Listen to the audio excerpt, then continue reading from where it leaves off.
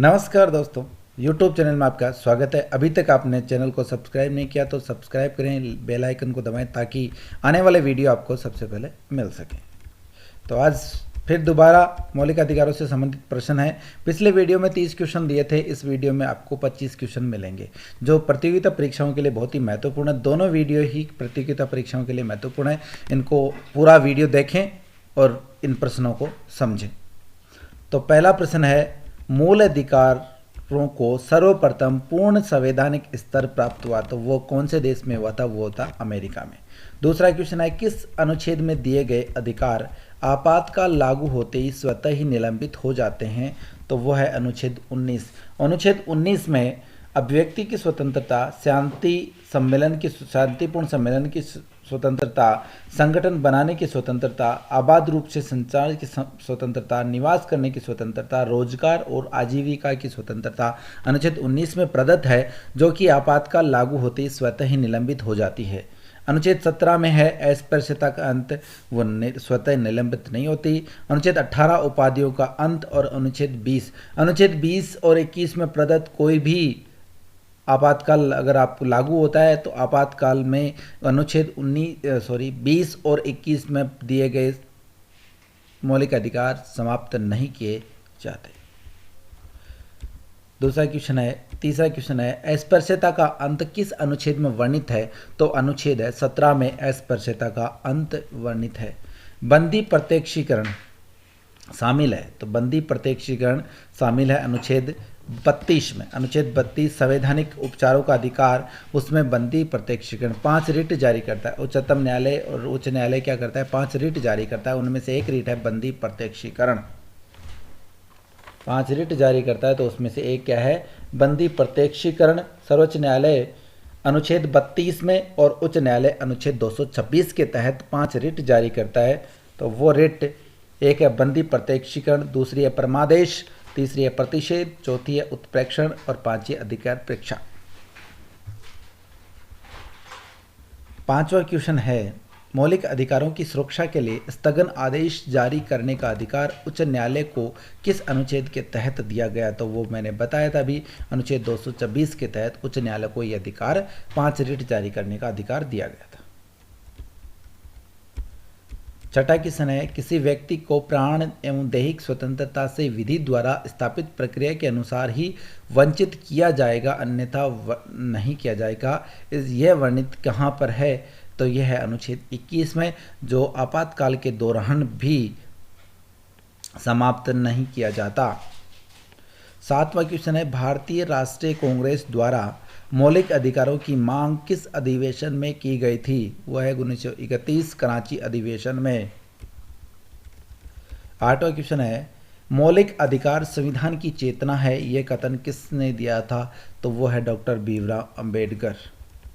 नौवां क्वेश्चन है, मौलिक अधिकारों की सुरक्षा की व्यवस्था किस अनुच्छेद के अंतर्गत की गई है? वो अनुच्छेद है 32। 10वां क्वेश्चन है, स्वतंत्रता के मौलिक अधिकार में शामिल नहीं है, जो स्वतंत्रता का मौलिक अधिकार है उसमें शामिल नहीं है। पहला है प्राण एवं दैहिक स्वतंत्रता, बंदी एवं नजरबंदी संरक्षण, तीसरा है विचार एवं अभिव्यक्ति की स्वतंत्रता और चौथा है अंतःकरण की स्वतंत्रता। तो स्वतंत्रता के जो मौलिक अधिकार है उसमें अंतःकरण की स्वतंत्रता का अधिकार नहीं है। ये जो अंतःकरण की स्वतंत्रता का अधिकार है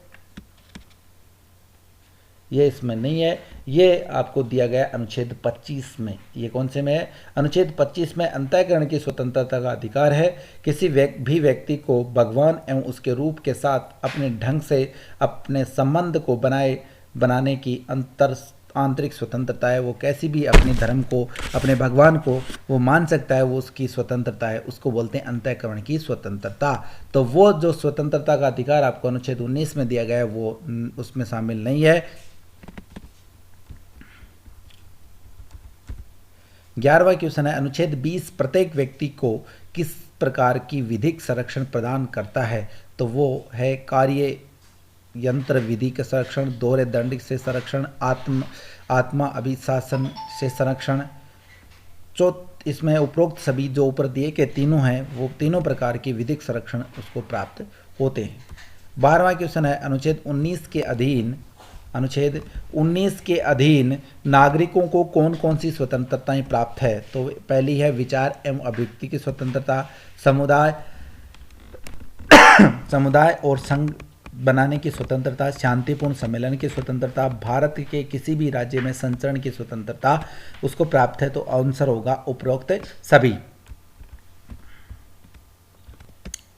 13वां क्वेश्चन है, राज्य के अधीन किसी सार्वजनिक पद पर नियोजन या नियुक्ति से संबंधित विषयों में सभी नागरिकों को अवसर का समान अधिकार किस अनुच्छेद में प्राप्त है? तो वो है अनुच्छेद 16।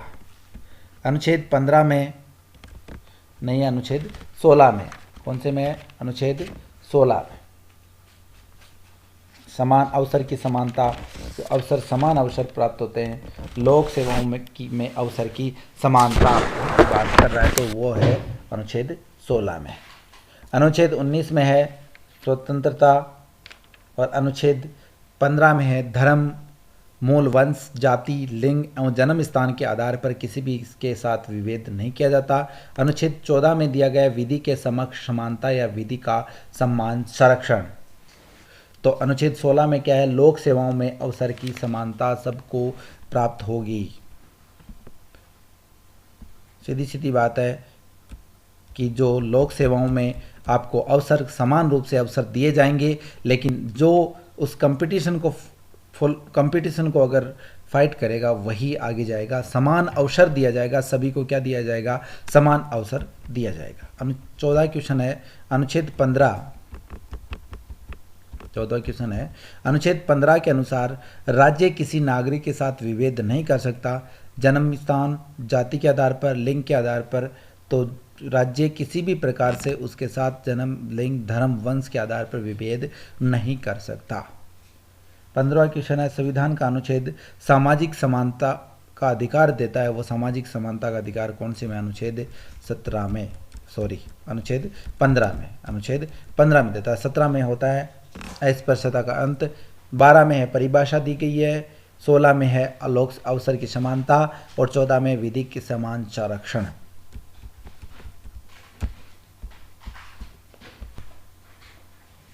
निम्नलिखित में से किसको संविधान का मौलिक अधिकारों को लागू करने की शक्ति दी गई है? तो वह है संसद को। किसको दी गई है? संसद को मौलिक अधिकारों की लागू करने की शक्ति प्रदान की गई है। क्वेश्चन नंबर 17, संपत्ति का अधिकार कानूनी अधिकार है। संपत्ति का अधिकार क्या है? कानूनी अधिकार है। 18वां क्वेश्चन है, 1978 में 44वें संविधान संशोधन के पूर्व संपत्ति के अधिकार का उल्लेख संविधान के किस अनुच्छेद में था? तो वो है अनुच्छेद 31। अनुच्छेद 31 में संपत्ति के अधिकार का मौलिक अधिकार था, उसको 1978 44वें संविधान संशोधन द्वारा हटा दिया गया था। 19वां क्वेश्चन है, भारत संविधान में प्रदत्त मौलिक अधिकारों को संशोधन करने का अधिकार मात्र किसको प्राप्त होता है? वो है संसद को, एकमात्र संसद को प्राप्त है।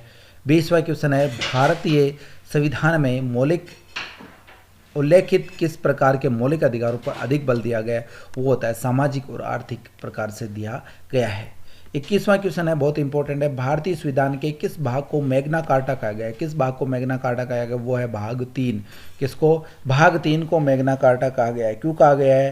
क्योंकि भाग 3 में मौलिक अधिकारों का उल्लेख है, और मौलिक अधिकारों के उल्लेख के कारण इसको क्या कहा गया है? मैग्ना कार्टा कहा गया है।